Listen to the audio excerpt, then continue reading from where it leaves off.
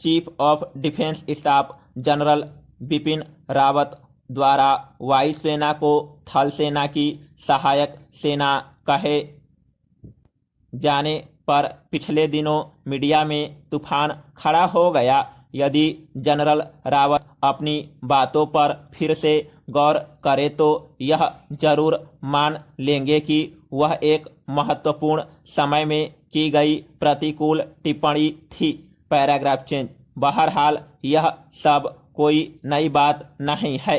दुनिया में कहीं भी एकीकरण थल सेना, नौसेना और वायुसेना के साथ काम करने की पहल आसान और तनाव रहित नहीं रहा है।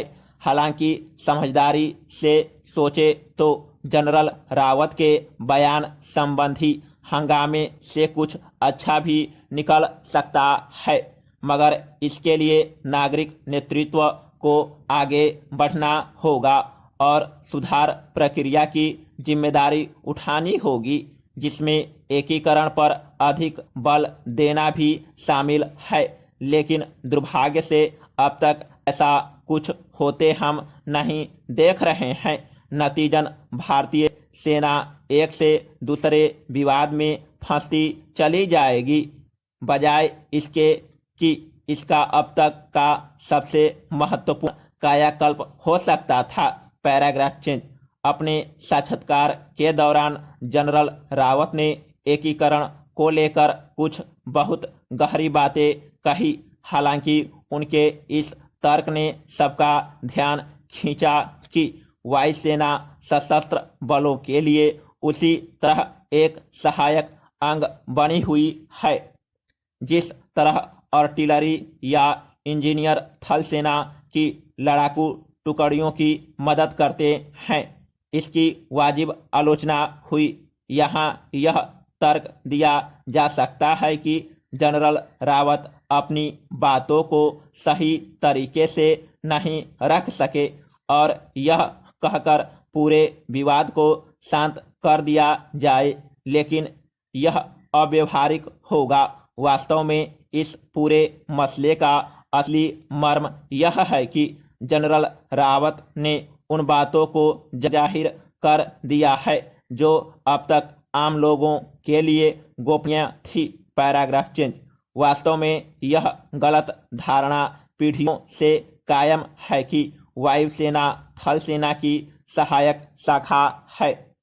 General JN. चौधरी से लेकर सैम मानेकशॉ और अब जनरल रावत तक वायुसेना प्रमुखों में संभवतः सबसे जहीन एयर चीफ मार्शल पी.सी. लाल इसे सुप्रीमो सिंड्रोम कहा करते थे, यानी थल सेना द्वारा अन्य सेनाओं को अपने अधीन मानने की कथित प्रवृत्ति।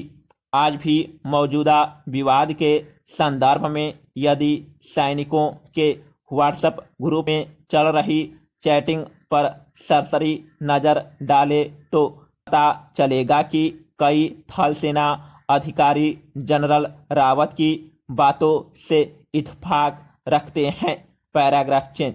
हालांकि वायु सेना ने भी एकीकरण के मसले पर गौरवपूर्ण व्यवहार का प्रदर्शन नहीं किया है। सबसे पहले उसने चीफ ऑफ डिफेंस स्टाफ पद का यह कहकर विरोध किया कि मौजूदा ढांचा ही सबसे अच्छा है, जबकि सबूत उसके खिलाफ थे। Chairman of the joint chief of staff के सर्वसम्मति आधारित और रोटेशनल कार्यालय और उन्नत व सामरिक मुख्यालयों की जटिल व्यवस्थाओं ने एकीकरण को संभव नहीं होने दिया है। इतना ही नहीं, वायुसेना एकीकरण के सर्वमान्य मॉडल भी पेश नहीं कर सकी जो संभवतः अन्य आधुनिक सेनाओं के अनुभव पर आधारित हो। बजाय इसके वह ऑल इज वेल सिंड्रोम से ग्रसित लगती है। यानी देखा जाए तो भारत की सैन्य प्रभावशीलता इन दो सिंड्रोम का शिकार है। Paragraph change. अपने यहाँ किसी भी सेना की बहुत कठोर आलोचना अनुचित है, जिसके कारण भी है। दरअसल साझा व्यवस्था भारतीय सेना के डीएनए में ही शामिल नहीं है। यहाँ अधिकारियों का समाजीकरण एक संकीर्ण और संकुचित एकल सेवा संबंधी सोच के साथ किया जाता है। जनरल रावत का करियर खुद इसका गवाह है कि उन्होंने किसी भी समय साझा संगठन में कोई पद नहीं संभाला। हालांकि मसला सिर्फ इतना नहीं है।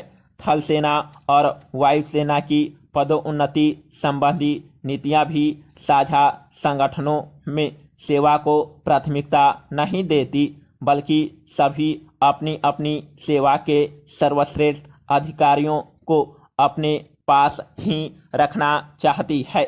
नतीजन पिछले 2 दशकों में उनके संभवतः एकाध प्रमुखों के पास ही साझा सेवा का कोई अनुभव रहा।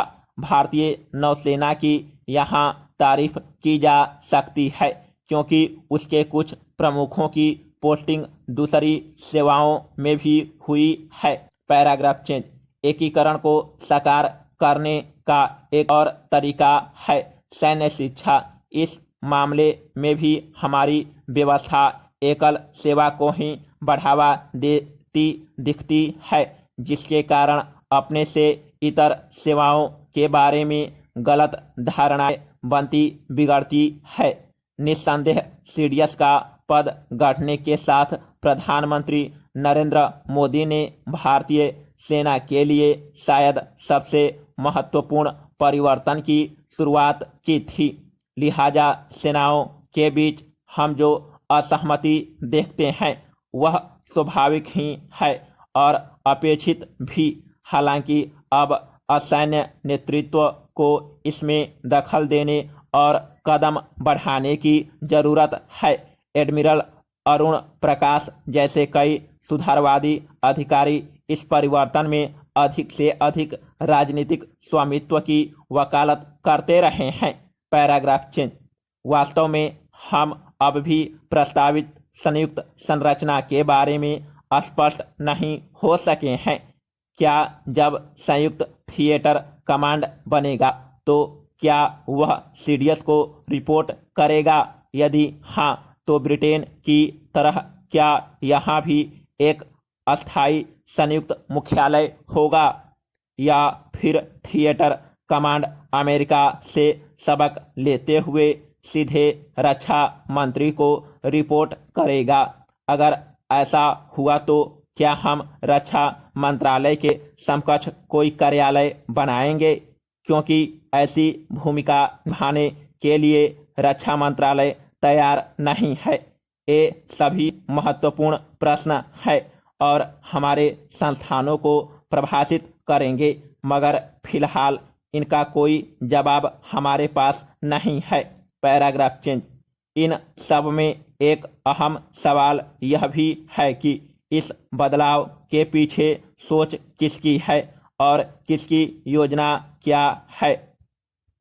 इन जवाबों के अभाव के कारण ही संभवतः प्रधानमंत्री नरेंद्र मोदी के पूर्ण समर्थन और व्यापक जन समर्थन के बावजूद हम सेना के विभिन्न अंगों के बीच सार्वजनिक विवाद देखने को अभिशप्त हैं।